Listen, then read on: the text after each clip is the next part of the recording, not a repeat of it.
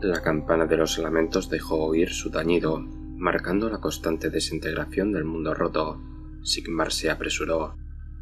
No necesitaba escuchar el sonido de la campana, pues de algún modo sentía que el mundo antiguo estaba muriendo. Sentía los estertores que llegaban hasta su palacio. Brevemente, con la llegada de los forjados en la tormenta, el mundo roto no solo dejó de desintegrarse, sino que había empezado a crecer de nuevo, aumentando de tamaño con cada victoria. Sigmar estaba orgulloso de sus ejércitos, complacido con sus campañas iniciales, pero sabía que no sería suficiente. Debía mostrarse infalible. Sin embargo, Sigmar era consciente de que los poderes del caos habían ascendido demasiado para derrotarlos. Había visto de primera mano lo profundo que llegaba su contaminación. A cada costosa victoria de truenos y martillos le seguían un centenar de derrotas por todos los reinos. Sus forjados y también sus aliados eran pocos. Los dioses oscuros mantenían su bota de hierro firmemente plantada sobre la yugular de los reinos mortales, y nada les inquietaba, aún. Pese a todas las batallas libradas, los forjados en la tormenta no habían hecho más que encender la primera chispa. Sigmar contempló el anillo artificial en torno al mundo roto. Allí, todas sus tormentas se reunieron para el combate, desplegadas en falanges perfectas.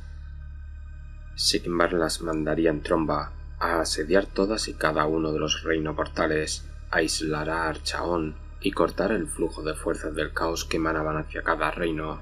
Era una jugada en la que Sigmar iba a arriesgarlo todo, pero así de pesada es la carga del mando supremo, y ni siquiera los dioses se libran de las dudas y los malos pálpitos. Sigmar ascendió hasta la cima de la escalinata más alta, y con una voz atronadora invocó su tormenta bélica. El estado de ánimo de Nurgle, por lo general expansivo, ahora era un tanto mustio, tan fofo como su aspecto físico. El dios removía su caldero, pero ya no lo hacía canturreando, ni sonreía al ver las travesuras de sus niños. Pese a esforzarse por llamar su atención, los pequeños demonios que danzaban bajo la inmensidad de su amo le pasaban completamente desapercibidos.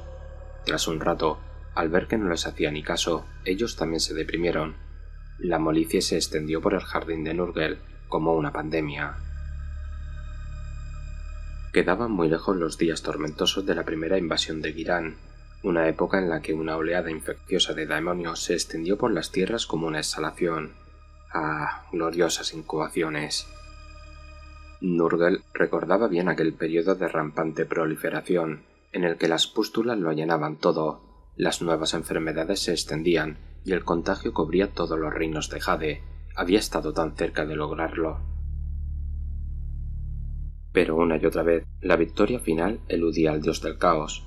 No era capaz de capturar a Alarielle.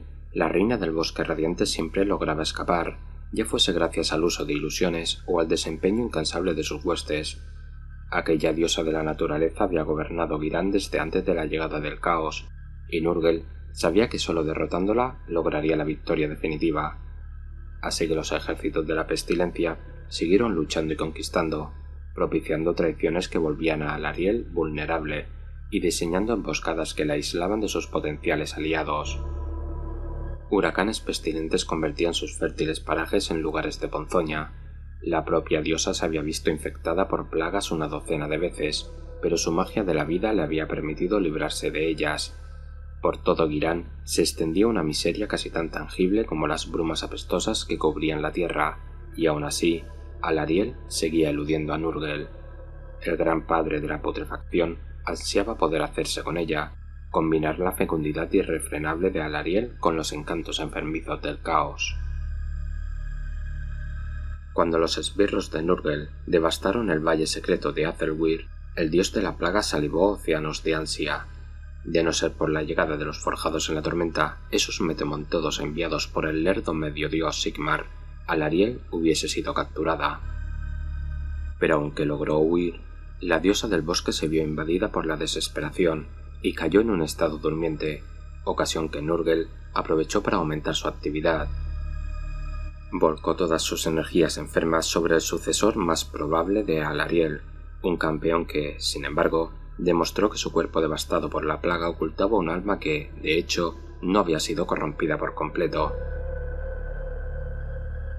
El simbolismo de aquella situación estaba claro para Nurgle, que gobernaba la mayor parte de Girán, pero seguía sin lograr mancillar ni rendir la última porción de terreno en la que se refugiaba la reina del bosque radiante.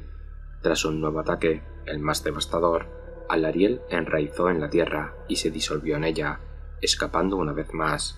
Por todo Girán, los vientos arreciaron y cambiaron de curso, como anunciando que lo peor estaba aún por llegar. Otto contempló cómo el vertido de la ponzoñosa cascada caía desde lo alto. Por donde fluía el agua se extendería la corrupción. Aquel era un pensamiento feliz, y Otto se descubrió tarareando una cantinela alegre sobre pus y enfermedades. Su hermano, Etrak, se arrodilló sobre el suelo fangoso, juntando sus deformes manos para probar las aguas infectadas. El tercer hermano, el masivo, Gur, estaba tras ellos, comiéndose ruidosamente a las criaturas que había encontrado y pisoteado hasta la muerte en la marisma que bordeaba el río. De pronto Gur gruñó y alzó la cabeza, dejando de prestar atención a su festín, y sus hermanos reaccionaron con alarma. Lo normal era que Gur solo dejase de comer cuando tenía que hacerse con más comida. Tanto Otto como Etrak se movieron rápidamente junto a su gargantuesco hermano para ver cuál era la causa de su sobresalto.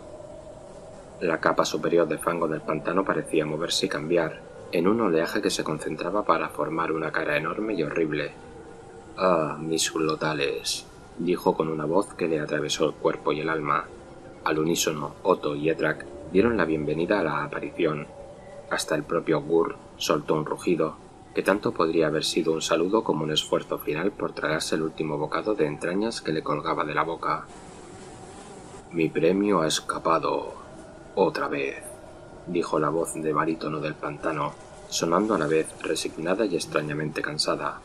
«Pronto reaparecerá, bajo algún aspecto nuevo, y me temo que habrá recuperado sus antiguas alianzas.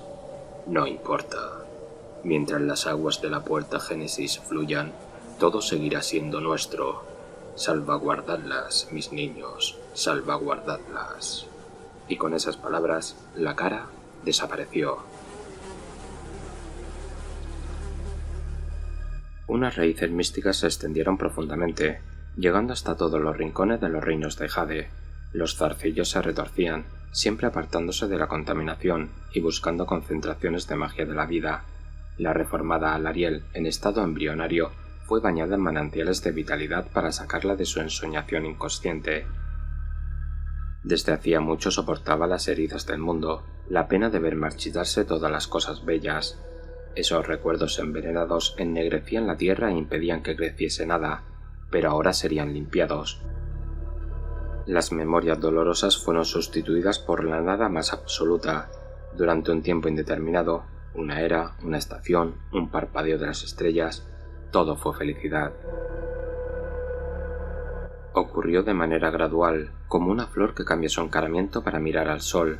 A medida que Alarielle volvía a la vida, iba recobrando la consciencia.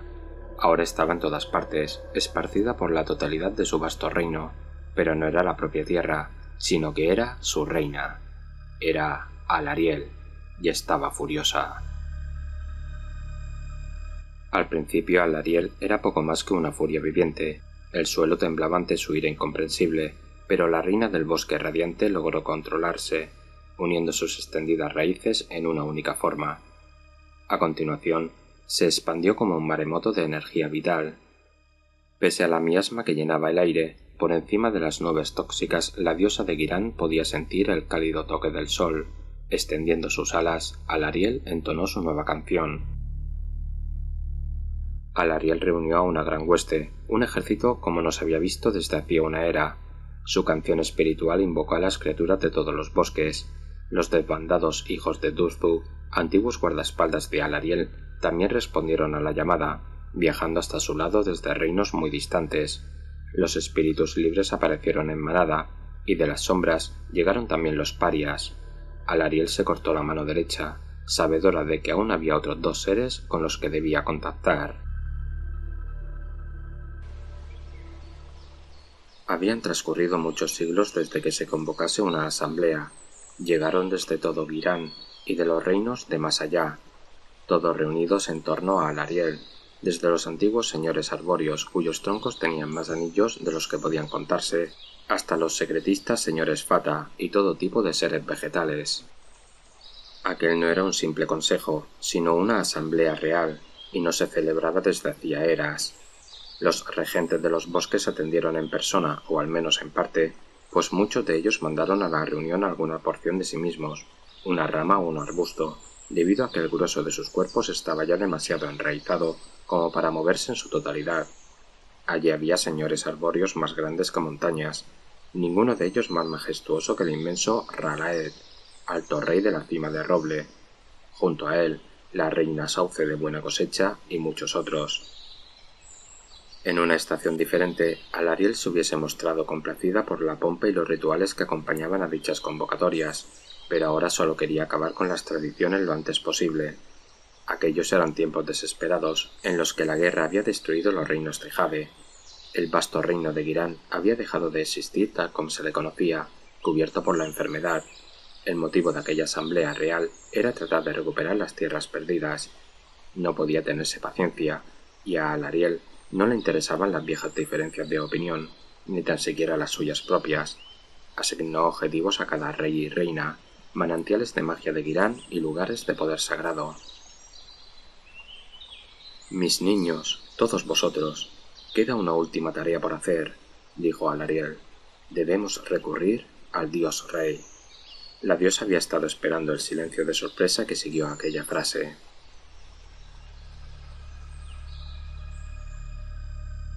Los rayos y truenos se dejaron ver por toda la espiral de estrellas, y con ellos llegaron los forjados en la tormenta.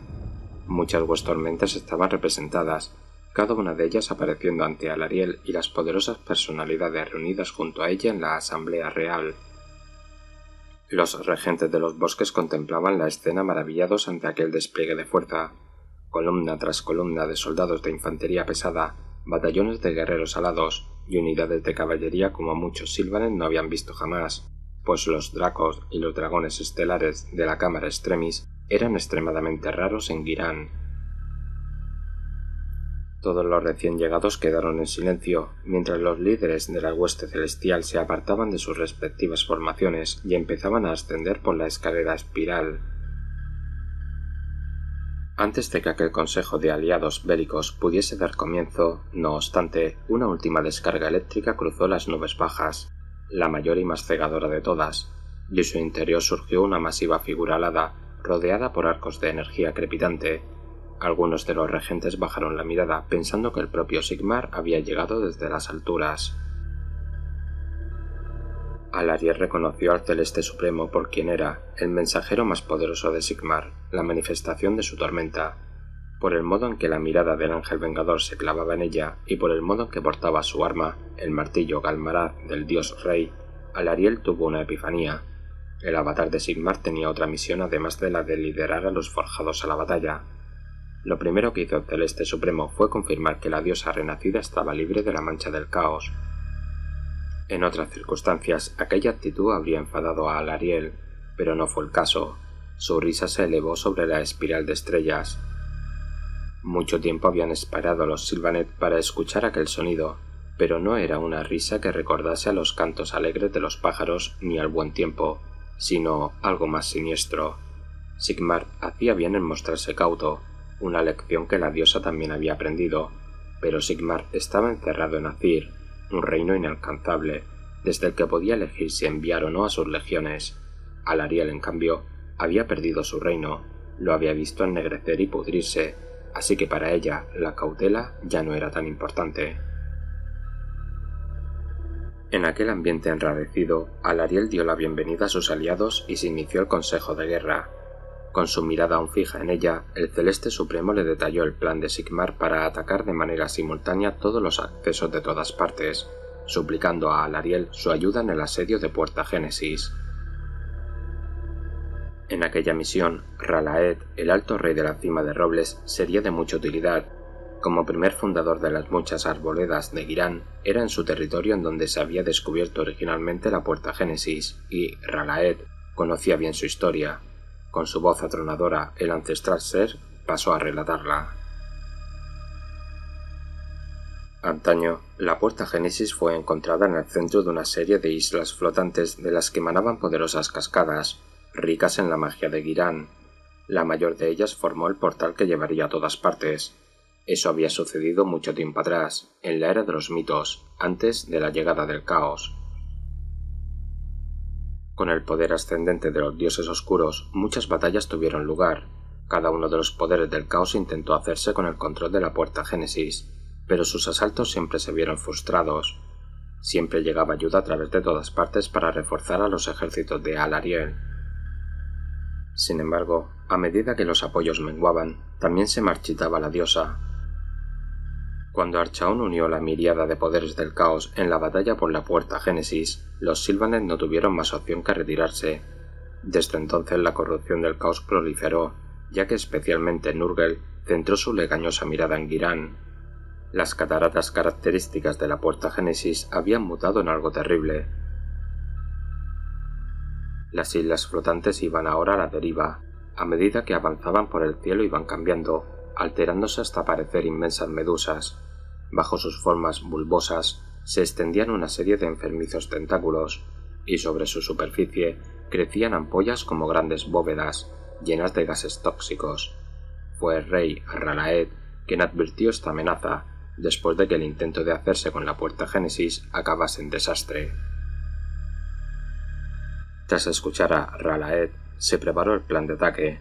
Los forjados irían primero, mandando grupos de cazadores alados a averiguar cuál de aquellas islas corruptas contenía la puerta Génesis, y a penetrar su membrana.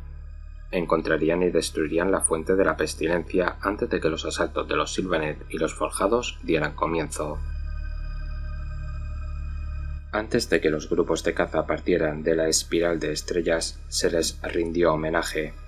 Las huestes Sylvaneth que les seguirían se inclinaron ante ellos, incluso los antiguos señores arbóreos, cuyas ramas crujían al agacharse. Las falanges de forjados en la tormenta devolvieron el saludo, lanzando sus gritos de guerra. Finalmente, la propia Alariel alzó su lanza, bendeciendo a los grupos de caza con la más pura vitalidad, a fin de darles protección contra la nube de aire venenoso en la que estaban a punto de entrar. Su misión era de una importancia crítica, pues si fallaban también lo haría el asalto principal que les iba a seguir. A través de densas nubes y enfermizos bancos de niebla volaron los grupos de caza. A medida que se acercaban, las islas flotantes dejaban de ser puntos lechosos en el horizonte, hasta convertirse en descomunales trozos de tierra que se desplazaban pesadamente por el cielo. Los grupos de caza no tardaron en dar con su objetivo, la mayor de las islas, en las que se encontraba la puerta Génesis. Antaño, el acceso al portal que llevaba a todas partes desde Girán había sido una enorme y pura catarata, rica en magia nutriente. Ahora, sin embargo, lo que emanaba de la isla era una repulsiva cascada de papilla putrefacta. Cada grupo de caza era liderado por un caballero cetrero o un caballero áfiros, con alas enteras de inculpadores volando tras ellos. Todos abrieron agujeros en la carnosa membrana que encerraba la mutada masa de tierra, penetrando en su atmósfera tóxica.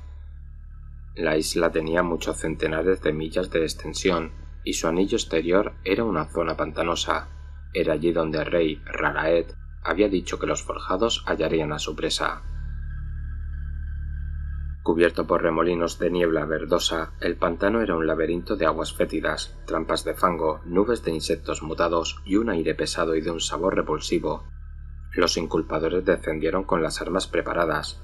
Les siguieron los caballeros cetrero, con los arcos cargados. Liderando la marcha, los caballeros áfiros usaron su luz celestial para buscar entre aquella penumbra enfermiza, pero la atmósfera de la oscuridad verdosa se removía constantemente, tratando de envolverlos y superar el aura de protección que rodeaba a cada forjado. Además, el aire venenoso no era la única amenaza. De los pozos del pantano empezaron a surgir lenguas limosas, tan gruesas como maromas, que intentaron agarrar a los inculpadores que volaban más abajo. Los poseedores de esas lenguas eran espantosos sapos daemónicos de un solo ojo. Cada vez que un forjado era arrastrado y sumergido por ellas, las aguas bullían con una miríada de hambrientos depredadores que se abalanzaban sobre su víctima. Los avezados ojos de los caballeros cetreros fueron capaces de distinguir numerosas veces las formas borrosas de multitud de enemigos, esperando para atacarles, pues ni siquiera el camuflaje más sofisticado podía ocultarles de esos señores de la caza. Dado el poco tiempo del que disponían los forjados en la tormenta, esos enemigos emboscados fueron simplemente evitados siempre que fuese posible. En cambio, en los casos en que esto podía retrasar demasiado su avance, se destacaron avanzadillas para dar cuenta de ellos. Planeando a baja altura, los inculpadores atacaban con sus martillos celestiales y sus jabalinas. Las descargas de energía de las armas causaban violentos espasmos en aquellas desagradables criaturas antes de que huyeran perdiéndose de vista. Una partida de inculpadores, creyendo que estaban asaltando a otro grupo de sapos demónicos, se vieron de pronto enfrentados a algo mucho más grande y terrible, un gigantesco y bulboso dragón sapo, cuyas alas enfangadas apenas podían mantener en vuelo su pesado cuerpo. Por todo el pantano rugían combates similares a medida que los forjados sufrían otra emboscada o topaban con otro peligro. Sin embargo, lo que no lograban localizar era la puerta Génesis, y a medida que se hacía más y más difícil respirar aquel aire ponzoñoso, se dieron cuenta de que se les acababa el tiempo.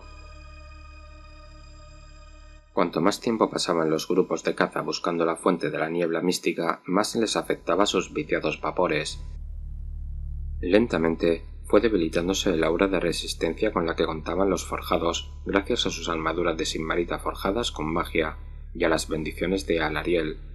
La respiración se hizo más trabajosa a medida que los pulmones se llenaban de aire contaminado. El asalto principal que debían llevar a cabo las cámaras de forjados en la tormenta y las huestes Sylvaneth cruzaría a través de una senda oculta hasta las islas flotantes. Si la nube tóxica no podía ser neutralizada, las tropas podían ahogarse a medio camino, antes de alcanzar su objetivo. Todos los forjados en la tormenta notaban la presión. Tornus, el redimido, volaba por su cuenta, recitando mantras purificadores mientras sus ojos escrutaban el pantano bajo él. Los inculpadores junto a los que había empezado aquella misión se habían separado. Quizás era simplemente un intento de ampliar la zona de búsqueda, pero le hacía pensar que, pese a haber sido aceptado en las filas de los caballeros sagrados, no le consideraban del todo uno de los suyos. Ese sentimiento no hizo más que espolear aún más al caballero cetrero para probar su valía. En el horizonte, la gloriosa luz de un caballero Apiros destelló al atravesar la nube de ponzoña en una zona menos tensa, sobre una loma. Aunque Tornus estaba demasiado lejos como para estar seguro, creyó ver como si en aquel pequeño islote algo muy grande se hubiese apartado de la luz celestial. Tornus batió sus alas y se dirigió hacia allí con la mirada centrada en las aguas negruzcas que golpeaban lentamente contra las orillas fangosas. Por 2 veces sobrevoló la que era conocida como Isla Cartílago, pero no alcanzaba a apreciar más señales de movimiento en el pantano. Sin embargo, algo le impedía seguir adelante. Tornus no era capaz de sacudirse de encima la sensación de que había dado con su presa. Llevado por algún tipo de instinto que no podía explicarse, el caballero cetrero disparó un proyectil directamente contra la propia isla. La flecha se hundió en el fango, que de inmediato tembló y se retrajo. La gran loma de tierra húmeda, limo, algas y materia orgánica en descomposición sufrió una especie de estremecimiento y por fin se alzó, revelando su verdadera forma, la de una descomunal gran inmundicia. Era la monstruosidad Pustrol, uno de los capitanes de mayor confianza bajo el mando de Nurgle. Con su poderosa magia, era él quien había ostentado el honor de polucionar el aire, creando así la primera línea de defensa de las puertas Génesis. Incluso entonces, del horrible ente seguía emanando y alzándose una bruma pútrida. Por fin los forjados en la tormenta habían detectado la fuente de aquella pestilencia. Abriendo de par en par los carrillos, la gran inmundicia expulsó una gran arcada de vómito. La peste era abrumadora, trayendo recuerdos de pesadilla a la mente de Tornus. Aún así, con un rápido giro en espiral, el caballero cetrero esquivó la asquerosa rociada, mientras sus manos eran apenas perceptibles, tan rápido disparando su arco. Flecha tras flecha, voló silbando, hasta hundirse en las voluminosas carnes del poderoso Pustrol. El daemonio rugió de agonía, escupiendo por su cavernosa boca babas llenas de pus y tumores putrefactos. Más inculpadores, atraídos por el ruido de la batalla, sumaron sus proyectiles al ataque. Varios de los guerreros alados fueron derribados del cielo o bañados por el potente vómito corrosivo, hasta que Tornus decidió acabar con el asunto colocándose a la altura de los ojos de Pustrol y lanzando tantas flechas de golpe que su carcaj se hubiera vaciado por completo de no verse rellenado mágicamente tras cada disparo. Tornus sentía piedad por los mortales que habían sido engañados y habían caído en la misma corrupción que él en su anterior vida.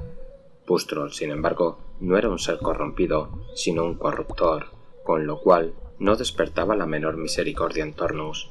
El caballero cetrero solo sentía el ansia de justicia. Cada una de sus palabras se veía puntuada por el glorioso zumbido de su arco. «¿Cómo se sientan las flechas, corruptor de almas?», preguntó Tornus. Pero cuando Pustrol abrió sus fauces, ya fuese para replicar o para invocar algún hechizo, Tornus lanzó su flecha astral directamente a la garganta de la gran inmundicia. Pustrol cayó abatido, pero al hacerlo, su cuerpo explotó, generando una última nube contaminante que lo cubrió todo.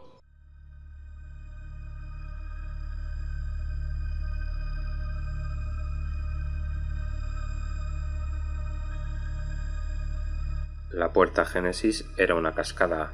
Para alcanzar todas partes se necesitaba pasar a través del agua. Esto era conveniente, puesto que de todos los lugares secretos de Girán donde se acumulaba la magia de la vida, ninguno era tan rico como aquello donde el agua caía. En los primeros días de la era de los mitos, la puerta Génesis había sido la ruta más importante de Girán, ya que se abría al resto de reinos para comerciar y viajar. La propia Alarielle había usado ese camino, cruzando las aguas para emerger en el otro lado de la cascada revigorizadora. Desde allí fue hasta la senda nudosa, un largo puente a través del vacío que llevaba directamente a todas partes. Esa era la ruta que la Reina del Bosque Radiante y su séquito usaban para viajar a Azyr, cuando se unió por primera vez al panteón de Sigmar. Eso sucedió mucho tiempo antes de que Alarielle sucumbiera a su ciclo aislacionista, antes de la llegada del caos. Ahora, la diosa no reconocería la puerta Génesis ni sus alrededores. Los enormes muros y fortificaciones que se erigieron para proteger la puerta Génesis cayeron frente al asalto de Archaón, al inicio de la era del caos. Decidido a continuar sus ataques sobre el resto de omnipuertas, las fortalezas que protegían las entradas a todas partes, el elegido aceptó la solicitud de Nurgle. Ofreció la defensa de la puerta Génesis al dios oscuro que más codiciaba el reino de la vida. Eso sucedió hace más de 400 años. Desde entonces, la puerta Génesis ha sido gobernada por una serie de generales del dios de la plaga, príncipes daemonios, sus grandes inmundicias preferidas y los campeones mortales más jactanciosos. Todos añadieron mejoras a la omnipuerta, ahora conocida como Anillo de Corrupción, ya que rodeaba la puerta Génesis. 7 enormes bastiones se alzaban sobre las 7 puertas que había en los muros que la rodeaban. Cada uno de ellos era diferente, fortalecido por los poderes de la plaga, el desaliento o la infección. Las campanas arcanas que teñían lúgubremente sobre Salamarchita enloquecían a los mortales, mientras que los muros del bastión de la inmundicia no solo eran especialmente gruesos, sino que poseían magia regeneradora, que hacía que crecieran nuevas capas a partir de los restos de las antiguas. Una torre central, la fortaleza goteante, flotaba sobre la puerta Génesis. Allí gobernaban los glotales, a cargo de la defensa de la omnipuerta. La responsabilidad se había convertido en una carga, ya que también habían heredado la inquietud que tanto llegó a afectar a su patrón.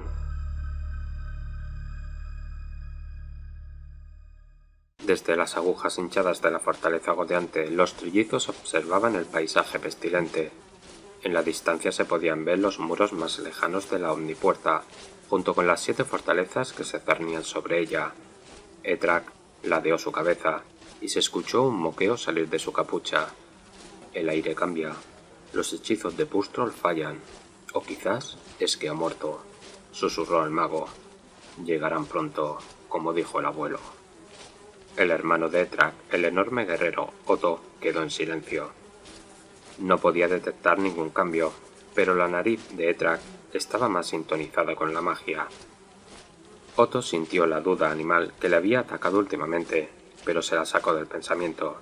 En su lugar, empezó a tatarear. Era un canto de la vieja tierra, aunque sonaba más como una canción de marcha. Animaos, hermanos, dijo Otto. Soy el único que opina que es mejor que el enemigo venga a nosotros, a que tengamos que ir a buscarlo. ¿Qué dices, hermano Gur? Al escuchar su nombre, el mayor de los glotales se alzó del festín que le había mantenido ocupado, y gruñó mientras mordía. Si era una respuesta o no, nadie lo supo. Se están reuniendo para un consejo de guerra, dijo Etrak. Debemos asegurarnos de que los Skaven se adhieran al plan. Prevenidos por una serie de premoniciones y sueños extraños, los glotales habían gastado mucha energía asegurando las defensas de la puerta Génesis de la forma adecuada. Mientras Otto dirigía a Gur en las pruebas de fuerza de los muros y torres de la Omnipuerta, Etrak inspeccionaba las protecciones mágicas. Cada una de las 7 fortalezas que rodeaban la fortaleza goteante era supervisada por su propio comandante, que había sido convocado a un consejo de guerra. A todos se les había ordenado que reunieran sus fuerzas, ya que Etrak mantenía que el ataque era inminente. El enemigo no debía romper el anillo de corrupción. La rivalidad entre los diversos señores del caos y príncipes demonios era palpable, aunque no era algo tan frecuente como si fueran todos siervos de Khorne. Las aspiraciones de cada comandante llevaban a choques frecuentes. La glotonería del señor de las torres, Grollich, no conocía límites, y su guardia pútrida eran conocidos por cebarse con los seguidores del señor de la plaga de cónclave errante, el señor del castillo infestado.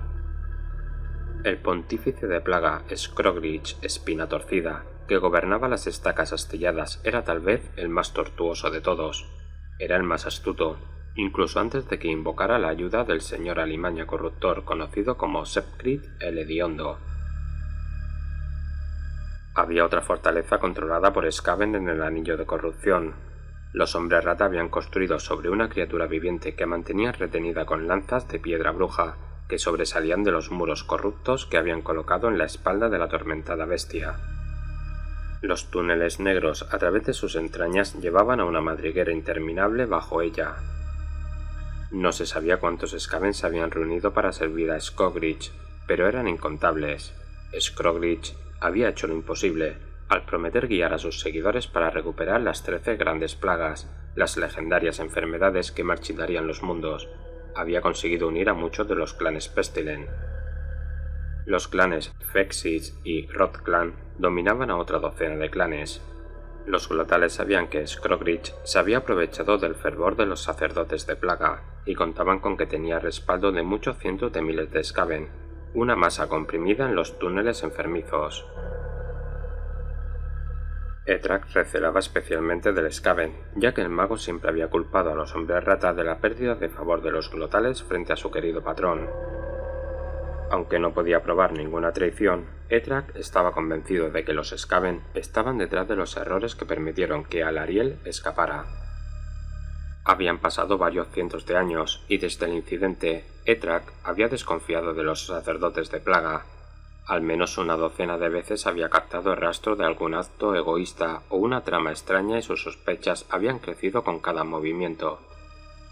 Sin embargo, Etrak nunca pudo corroborar sus afirmaciones, y todo quedó reducido a una larga campaña de palabras, en la que señalaba constantemente a Otto los defectos y engaños de los hombres rata. Por su parte, la naturaleza bonachona de Otto restaba importancia a las palabras pesimistas de su hermano. Otto era un guerrero. El combate y la planificación del mismo eran su especialidad. Había visto a los guerreros celestiales de Sigmar en bastantes ocasiones, como para no subestimarlos de nuevo. Aunque nunca había visto suficientes forjados en la tormenta como para que amenazaran el anillo de corrupción, Otto sospechaba que Alarielle y sus tropas podían atacar también. En ese caso, los innumerables Skaven serían una reserva muy necesaria si cualquiera de los 7 castillos empezaba a ceder. Otto sabía que su hermano era retorcido y que buscaba esa cualidad en los demás, esperando encontrarla aunque no estuviera allí. En este asunto, Otto hubiera hecho bien en escuchar a su hermano Etrak. Los Skaven de los clanes Pestilent habían sido ansiosos seguidores de Nurgle en Ghyran y más allá. Las ofrendas como los grandes trozos de piedra bruja que surgían de las estacas astilladas eran aceptadas por los Skaven, ya que tenían suficientes esclavos y guerreros que intercambiar por semejantes tesoros. Sin embargo, el señor Alimaña Sepkrieg llevaba tiempo susurrando en las orejas del pontífice de plaga Scrogridge Espina Torcida que no tenían que postrarse frente a ningún amo del caos. El señor Alimaña supo que el hechicero que gobernaba el castillo infestado había perfeccionado el encantamiento Ojo Rezumante, y llegó a la conclusión de que, si podían aprender esos secretos, estarían un paso más cerca de crear el parásito místico Sierpe Molida, un ingrediente clave a la hora de crear una de las grandes plagas. Sepkrieg había hablado con el líder del clan en persona, el todopoderoso Vidente Gris del primer asiento, acordando un trato que podía hacer que los clanes Pestilent ascendieran de nuevo frente a los ojos de la rata cornuda, la deidad Skaven. Los planes del pontífice Scrogridge para capturar al hechicero del castillo Moscarda lo significaban todo. Sus juramentos y promesas a los glotales se olvidaron rápidamente mientras los dos comploteaban.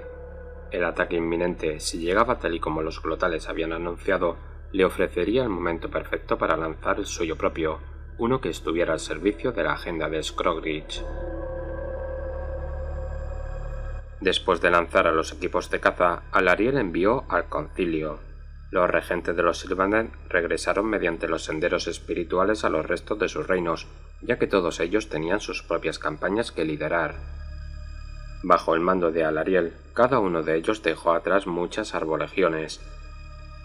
Alarielle lideró a esos Sylvaneth y a las huestormentas que les acompañaban a través de las ramas ocultas del camino en cascada, un sendero mágico que permitía reducir muchos días de marcha a un único instante. De esta forma, los ejércitos aparecieron cerca de las piedras guardianas de las ruinas de Terdonia, directamente en el trayecto de las islas flotantes. El paisaje era sombrío, pero las tierras tras la armada eran apocalípticas. Le llamaban la Estela Negra, un rastro de desolación marchita. Nada sano vivía en esas tierras excepto seres decrépitos que se arrastraban. Al ver la devastación, Alarielle buscó su causa. Las aguas que fluían desde la puerta Génesis y que antaño fueran purificadoras ahora formaban el Chorro Inmundo, un torrente de efluvios que se filtraba desde las islas flotantes más grandes.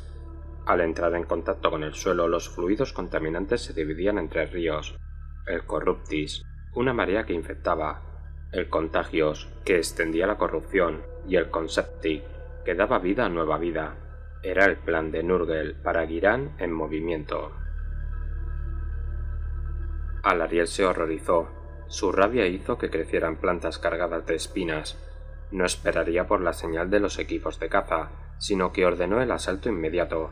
Gritando palabras de poder, Alarielle congeló los tentáculos que se arrastraban bajo las islas flotantes, permitiendo que los ejércitos navegaran a través de esos pseudópodos envenenados que antaño habían sido las raíces de las islas. Aunque había mutado, Alarielle aún podía distinguir que apéndices mantenían los sellos de viaje que transportarían a los viajeros a la superficie de la isla flotante. Las fuerzas no tardaron en emerger, alzándose frente a los muros exteriores del anillo de corrupción. Así empezó el asedio. Los muros exteriores y las 7 fortalezas fueron asaltadas simultáneamente. El aire se llenó de contagio, ya que el asalto se lanzó mientras Tornus estaba luchando contra Pustrol, cuya magia regeneraba la marea pestilente. En Salón Blanco, las arcanas campanas resonaron marchitando espectroramas en un parpadeo. El clamor ahogó la canción espiritual que ligaba a los Sylvaneth, dejándolos a merced de los aires impíos. Allí, los forjados lucharon solos excepto por un puñado de parias, ya que los aparecidos feéricos habían abandonado tiempo atrás la canción de vida. En el bastión de la inmundicia, muchos gruesos muros fueron destrozados por asaltos relámpagos, pero en ese aire contaminado volvían a crecer más rápido de lo que atacantes podían dañarlo. En las torres Grolich, el enorme señor del caos avanzó al combate, talando señores arbóreos y empalando forjados en los muros del lugar. La miasma estaba destrozando la vitalidad de los Sylvaneth y las huestormentas. El ataque podría haber acabado poco después si no fuera por una súbita brisa que se colaba a través de la isla Corrupción. Pustrol había caído, y su pestilencia se disipaba con su desaparición. Para aclarar el aire, Alariel envió un pulso místico y rayos de pureza, y cual rayos de sol veraniego, limpiaron el aire. La canción espiritual de Alariel, un coro de guerra y venganza, surgió de los Sylvaneth. La magia de la diosa era tan intensa que la vida iba enraizando en el terreno pantanoso que pisaba su escarabajo Belidrod, convirtiéndose en pastos exuberantes. Sin embargo, las fortalezas del caos del anillo de corrupción se mantenían firmes. Los Skaven de las estacas astilladas eran innumerables, y los insectos daemónicos invocados por el señor de la plaga del castillo infestado pululaban tan densamente que podían derribar señores arbóreos con sus picaduras. Fue en ese momento de máxima necesidad cuando el Celeste Supremo invocó a los cielos. Chisporroteando con poder celestial, el Celeste Supremo estaba en todas partes. Usando su cetro del cometa, el ángel vengador de Sigmar invocó meteoros azules, que envió contra los insectos del castillo Moscarda, destruyéndolos con sus terribles explosiones. Con un balanceo a 2 manos de Galmarad, derribó a Lord Grolich, antes de liderar el asalto que se apoderó de las puertas principales de su fortaleza. En Salón Blanco, el Celeste Supremo llegó a tiempo de liderar a los equipos de caza contra los muros. Allí, en mitad de esa feroz lucha, los forjados en la tormenta silenciaron las odiosas campanas. Solo el martillo de Sigmar quebró en pedazos a media docena de carillones, con cada golpe acompañado por un trueno. La ayuda del Celeste Supremo no hizo falta en Rotal, pues allí el Lord Celeste Silus sin mácula lideró a la hueste reluciente, su cámara de guerreros, en el asalto.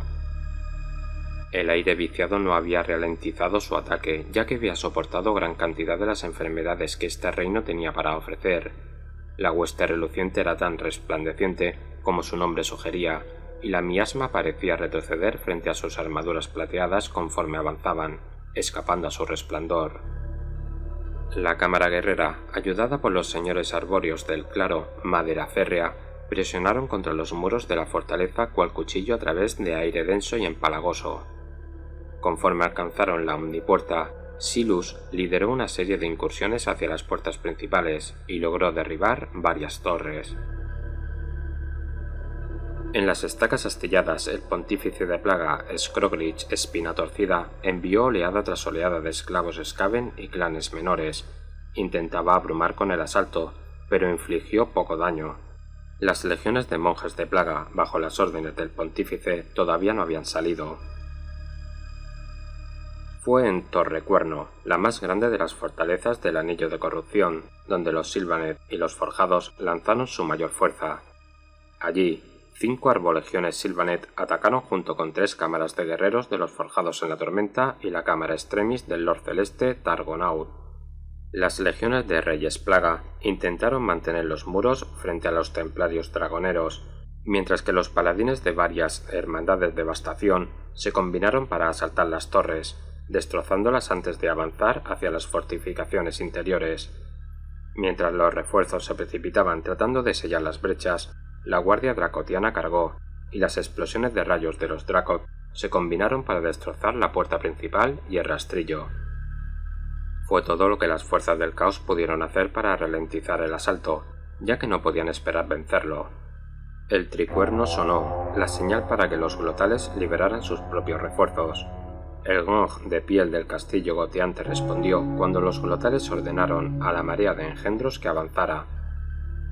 Oleada tras oleada de bestias de Nurgle surgieron de la fortaleza. Las manadas de brutos asesinos les siguieron, y se pudo escuchar el ruido chirriante de la legión corrosiva avanzando, pero no había señal de los cientos de miles de monjes de plaga prometidos por los Skaven. Fue entonces cuando Alariel perdió la paciencia. Al desatar su magia purificadora había quedado drenada momentáneamente, pero su ansia de venganza no se había saciado. El plan acordado con el Celeste Supremo había sido que Alariel y sus guardaespaldas, los hijos de Durthy, junto con la Dama de las Enredaderas y algunas arbolegiones escogidas, se mantendrían en reserva. Al principio la diosa sintió que eso era lo adecuado, ya que se preveía realizar una carga final para destrozar los muros exteriores. Ahora se sentía como si le estuviera siguiendo el juego a otro.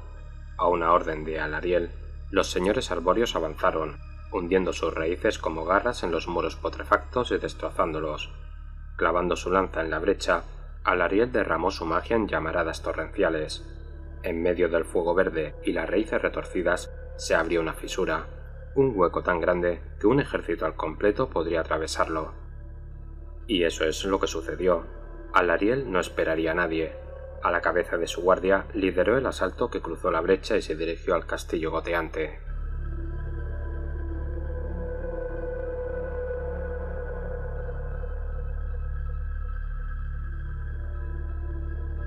Alariel avanzaba, y su montura, el enorme escarabajo Belidrot, lo asolaba todo a su paso. Un ejército de Sylvaneth seguía a la diosa. Tras ella, la batalla por la Puerta Cornuda proseguía con un contraataque putrefactor, que intentaba recuperar los muros que había tomado los forjados en la tormenta.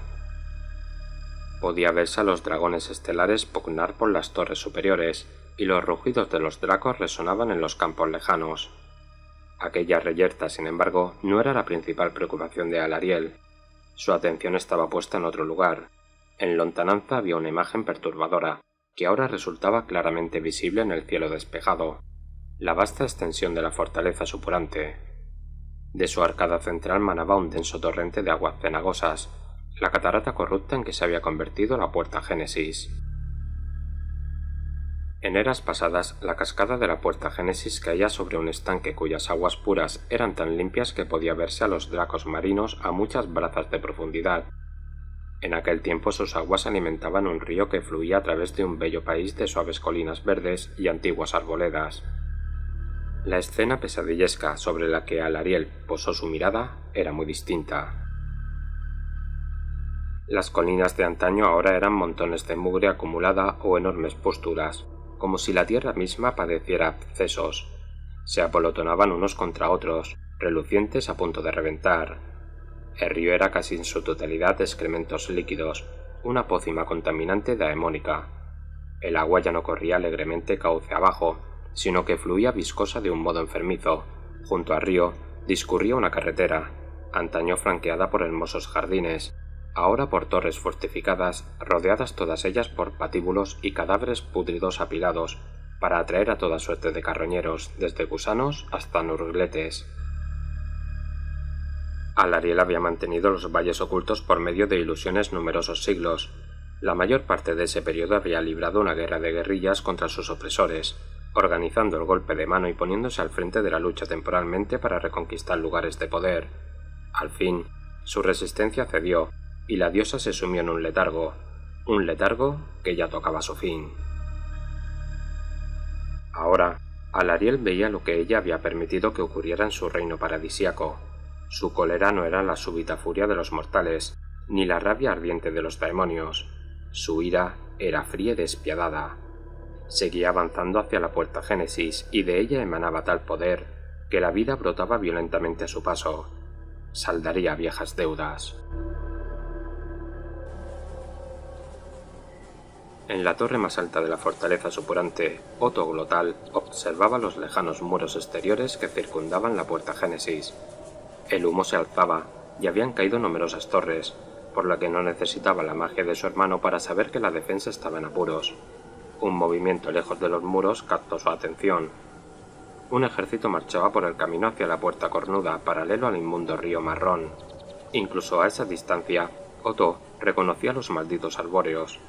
Se giró con intención de ir a buscar a su hermano, y se sobresaltó al hallar al mago allí mismo.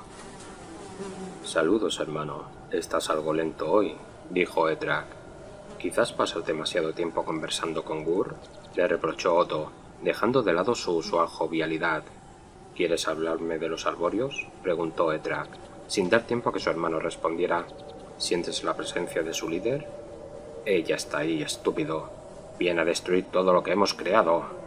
Otto percibió el pánico nada propio de su hermano y sonrió, volviendo a su talante vivaz.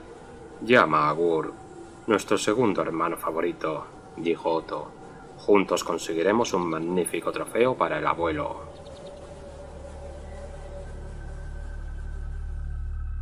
La ruta hasta la Puerta Génesis estaba repleta de enemigos. Los cazadores de Kurnot abandonaron la carretera para explorar el camino ante Alariel y las arboregiones. Siguiendo las órdenes de los señores de la caza, lanzaban emboscadas y despejaban el camino, acabando con toda clase de hombres, bestias y monstruos corruptos. Consciente de que su destino era la puerta Génesis, Brachilaena, la nudosa, la más anciana de los señores de la caza, trató de guiar a las partidas de guerra lejos de las mayores amenazas, evitando las torres fortificadas y enviando hadas para despistar al enemigo. A Alariel, en cambio, se le había agotado la paciencia respecto a las tretas. Ya no tenía más tiempo para triquiñuelas e ilusiones. Era la hora de la cosecha. Marchaba directamente hacia el enemigo, siguiendo la ruta más corta posible. La montura de Alariel bajaba la testa y embestía. El escarabajo Belidrot cargó contra cada torre que se cruzaba en su camino, como un ariete viviente. Sus grandes cuernos eran demoledores. Los edificios temblaban, se tambaleaban y luego se desplomaban en medio de una nube de polvo. Los hechizos y proyectiles del enemigo no hacían mella en la criatura, y simplemente rebotaban en su robusto caparazón. El Belidrot emergía de las pilas de escombros al compás del ruido de los cascotes, cubierto de polvo aunque indemne. Todo seguidor del caos que sobreviviera a su acometida caía ante la magia vengativa de Alariel, que hacía que les crecieran raíces y ramas tanto a las bestias como a los humanos corruptos. A cada paso, el escarabajo depositaba nubes de polenes brillantes de las ánforas de almas que colgaban bajo su caparazón.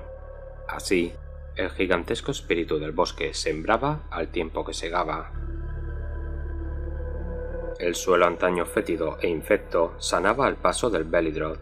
Tras él, lo que había sido un paraje yermo y arruinado estaba ahora cubierto de exuberante vegetación y bosques.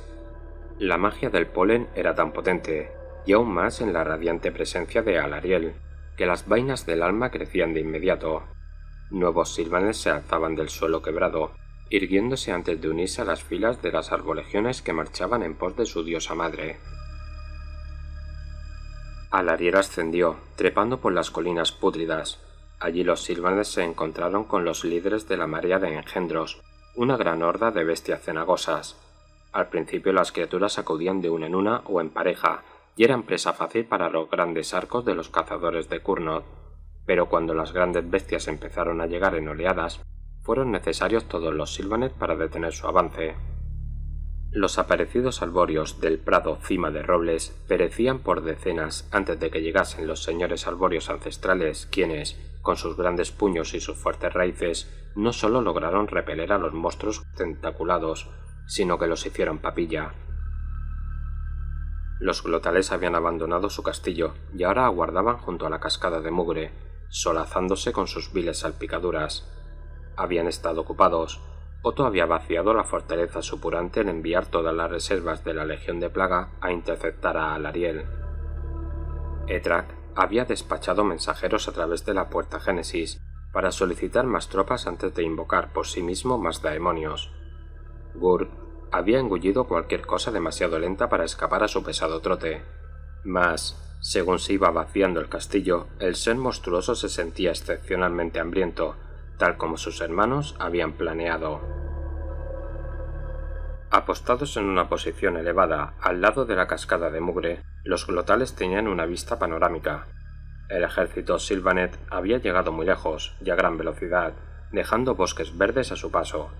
A menos que llegasen más refuerzos, la legión herrumbrosa era todo lo que se interponía entre la hueste de Alariel y la cascada contaminada de la puerta Génesis.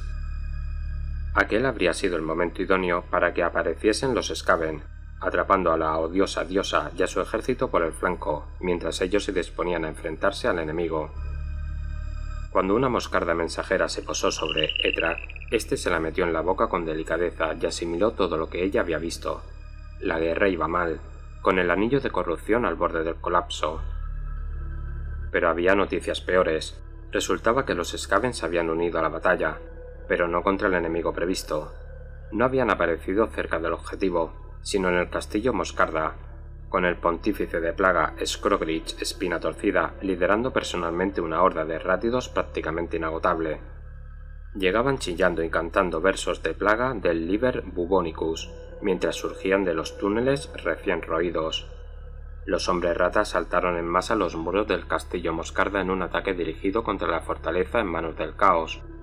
Buscaban al comandante de la plaza. el maestro de plaga del cónclave errante, el 77º y más poderoso de todos los magos de los gusanos. Aunque esta nueva horda Skaven peleaba contra los Sylvaneth y forjados en la tormenta cuando estos se entrometían en su camino, su interés principal era otro.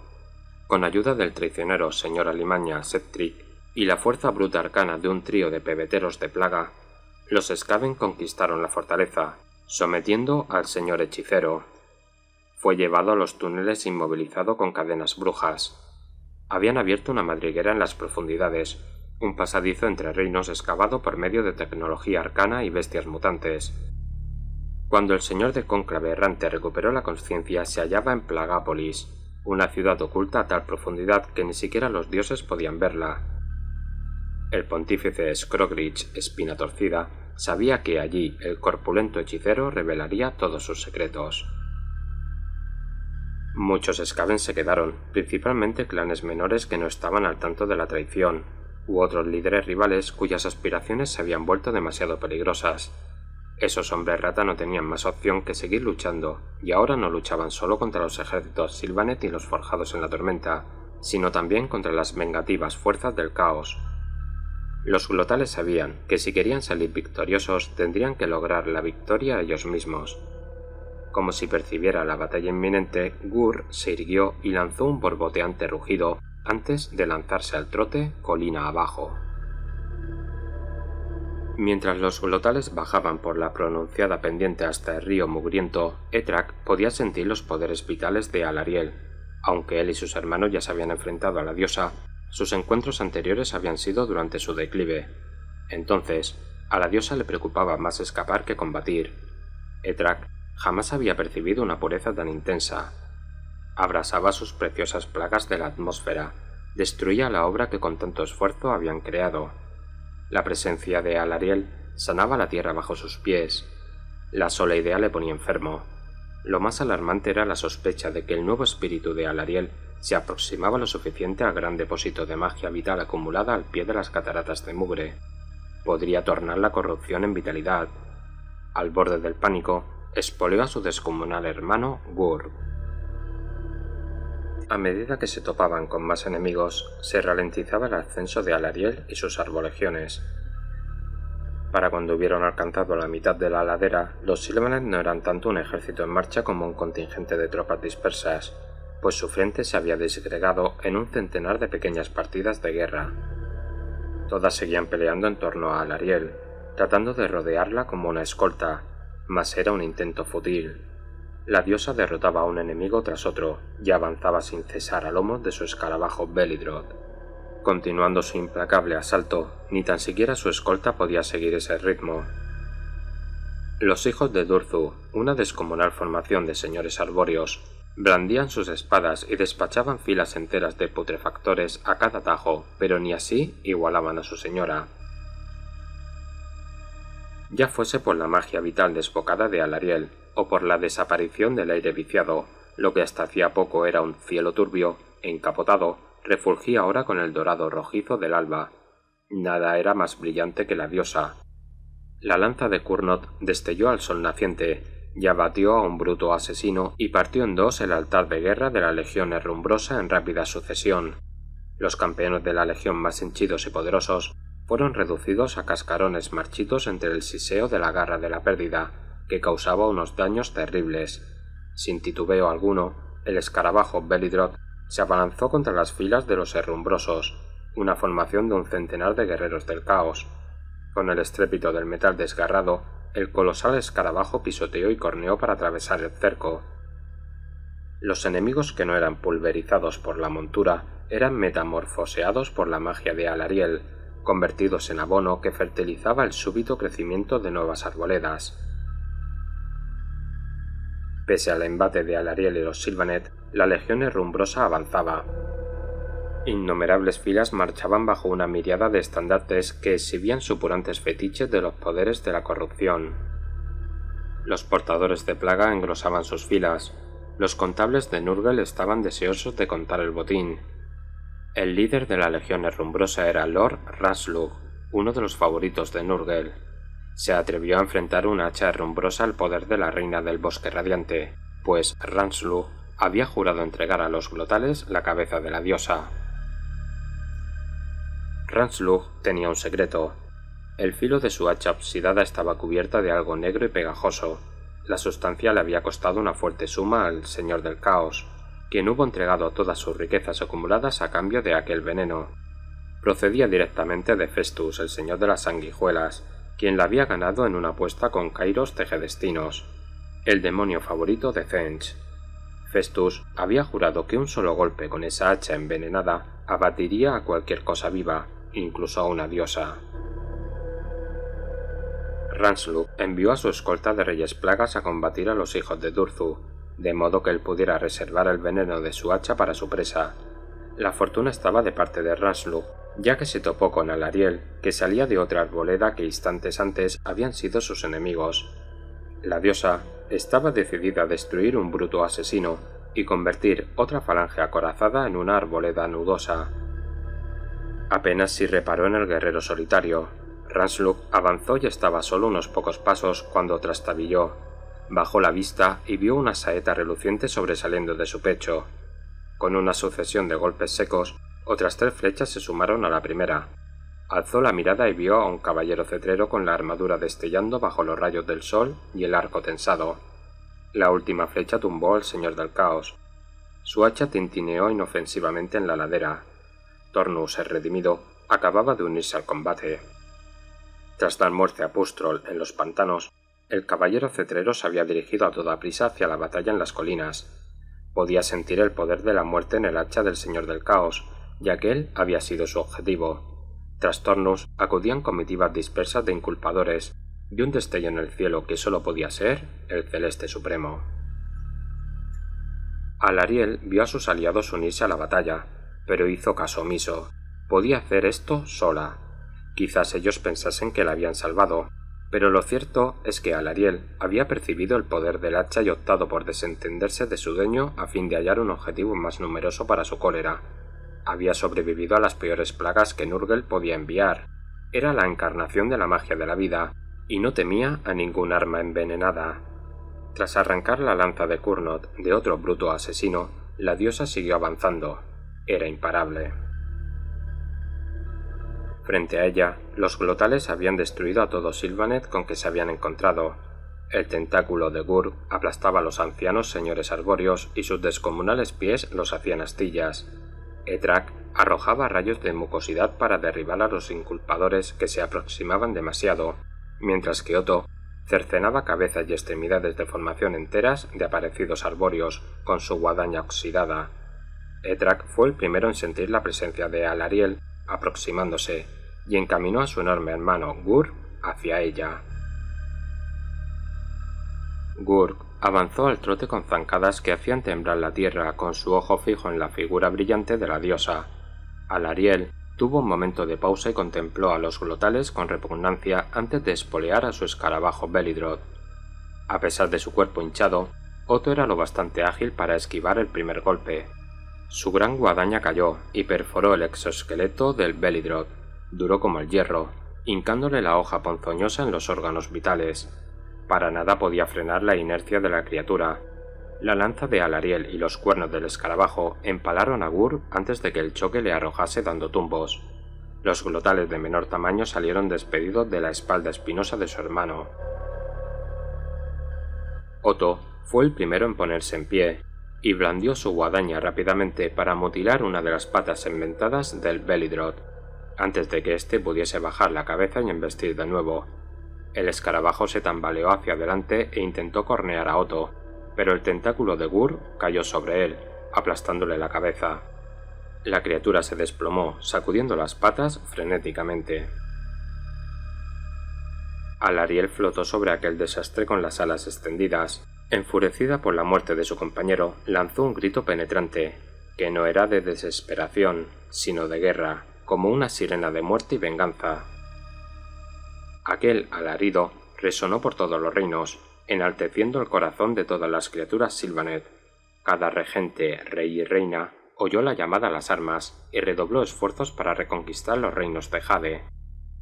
En el inefable reino del caos, el poderoso Nurgle estaba solo junto a su lodazal de adivinación, Cuando oyó la atronadora llamada se tapó las orejas y se tambaleó. Alariel ensartó a Otto de un lanzazo, al tiempo que fustigaba la mole de Gur con la garra de la pérdida. En 2 ocasiones el más grande de los glotales golpeó con su tentáculo, y en ambas Alariel lo esquivó grácilmente y contraatacó hincándole la garra a Gur. La grotesca mole rugía, pues el arma le drenaba su esencia vital. Se tambaleó y al fin cayó, haciendo temblar la tierra. El corpachón abotargado de Gur se marchitaba, y él gritaba de agonía. Todo este tiempo, Alariel había estado pugnando por arrancar la lanza del cuerpo de Otto. Mientras Gur se retorcía, la diosa concentró todos sus esfuerzos en la tarea y empleó ambas manos para recuperar su arma. Aquel empalamiento habría acabado con 10 veces con cualquier mortal, pero Otto Glotal estaba henchido y dotado de una resistencia sobrenatural gracias a su patrón. La piel necrosada taponaba la herida mientras Otto intentaba avanzar por el asta ensangrentada del arma, arrastrándose mano sobre mano hasta alcanzar a su enemiga. La batalla se recrudecía en torno a Alariel y a los glotales. Los hijos de Durzu acabaron con los últimos reyes plaga antes de formar un círculo en torno a los contendientes que se abatían en duelo en la ribera del mugriento río. Resoplando y escupiendo sangre, Otto gruñó cuando Alariel al fin arrancó su lanza. «No está nada mal», dijo con esfuerzo. «Está claro que puedes darlas. ¿Pero también las tomas?» Alariel observó con frialdad cómo coagulaba la herida de Otto, que ya no sangraba, sino que solo supuraba un fluido viscoso. «¿Desafías a una diosa?», preguntó con desdén. Otto no respondió con palabras, sino escupiendo el infecto contenido de sus tripas hacia Alariel. Esta hizo un ademán, y la masa de bilis se transformó en niebla. Su sonrisa duró poco, pues Gur había recobrado su tamaño, y descargó un golpe de tentáculo que la alcanzó de lleno. Su brazo con fauces iba a acabar el trabajo. Carcajeándose entre flemas, Etrak se irguió. «Mi magia ha devuelto la fuerza a mi hermano. Fuerza suficiente para aplastarte incluso a ti», dijo con una sorna. Una gota roja brillante apareció en la comisura de los finos labios de Alariel. Concentró su poder, y del suelo se alzaron raíces que hicieron retroceder a los glotales, incluido al poderoso Gur.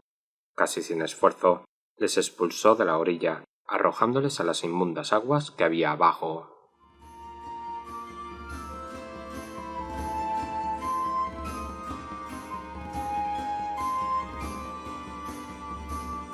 La corriente arrastró a los glotales, golpeándolos contra las rocas. Mientras los perdía de vista, Alariel dejó caer una pequeña larva al suelo. A sus pies brotaban frondosas hierbas. La larva creció rápidamente y pronto hubo de nuevo un enorme escarabajo Belidroth junto a Alariel. Dio un brinco y alzó el vuelo extendiendo sus alas. Con un tintineo como de cristales rotos, su corcel se convirtió en 1.000.000 de diminutas luciérnagas que flotaban junto a ella. Cuando Alariel se posó al pie de la cascada de mugre, las motas de luz se reunieron de nuevo en su montura. Tras pronunciar palabras de poder, la diosa adquirió un fulgor tan intenso que ni el celeste supremo podía mirarla. Alariel hundió su mano en el lodo marrón. Al punto, un pulso recorrió el aire, el agua y el suelo a la vez que un flujo de vitalidad se esparcía por la región. Las aguas volvían a fluir limpias.